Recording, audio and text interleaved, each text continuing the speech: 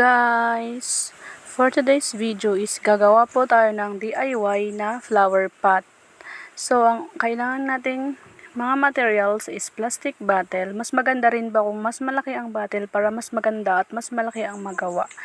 And sunod naman is yung gunting at saka pentel pen. Yun lang po ang main na gagamitin natin sa paggawa ng DIY na flower pot. Ang una kong ginawa ay hinati ko muna ang plastic bottle sa gitna.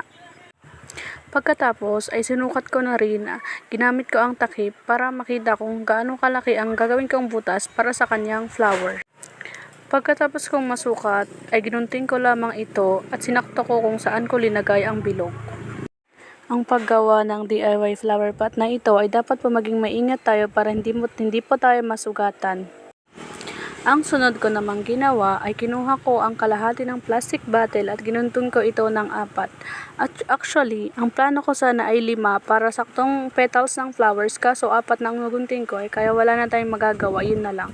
Pero kung kayo pa ay mas gagawa, mas maganda po na dapat po ay 5 na petals para mas magandang tignan at parang realistic talaga na flower. Ang akin po kasi is 4 lang aking nagawa pero maganda pa rin naman po ang resulta. Hehe. At ayun, sinukat-sukat ko lang ang gunting at saka inayos-ayos ko para mas maging maganda naman tignan. Nung sinukat ko na, ayun, okay na, ang ganda, 'di ba? Try nyo rin gawin, guys. Pagkatapos nun ay dapat hindi natin kalimutan na butasan ang pet ng plastic para hindi mamatay kapag ito ay ating tataniman. Yun lang po, yay! Dito naman sa part na to ay inayos ko ulit ang kanyang flower. Pinaliit ko ito para mas magandang tignan. Inayos ko na rin para ma-straight ang baba ng flower pot na ating gagawin. Ayun lang.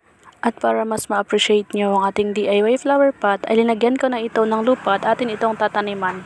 Pagkatapos naman ay pumasok agad ako sa loob para butasan ang taas ng flower pot para malagyan na ito ng tali.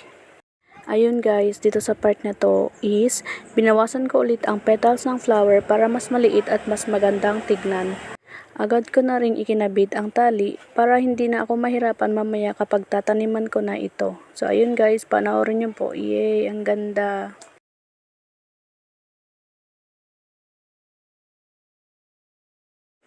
Pagkatapos kong ilagay ang tali ay magtatanim na sana ako, kaso nakita ko na may sobra dun sa may tali kaya binawasan ko na muna ito. Diniligan ko na rin agad para lumambot ang lupa at maitanim ko na rin ang mga bulaklak.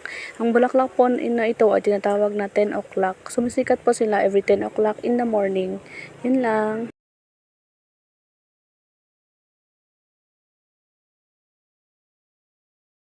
So ayun guys, dito sa part na to is tapos na ako sa paggawa ng DIY flower pot. Dito is i-finish ko na rin para makita nyo ng mas malapitan at ma-appreciate nyo kung gaano kaganda ang ating ginawang DIY flower pot. Yay! Dito sa part na to is ilinabas ko na ang aking ginawang at flower pot at tanim para maghanap ng pwesto. May ay nakita ko ang perfect spot kung saan isasabit ang aking ginawang DIY flower pot na may tanim at dito ko na ito isinabit. Wow, diba? From basura to DIY flower pot. Yun lang po. Thank you for watching.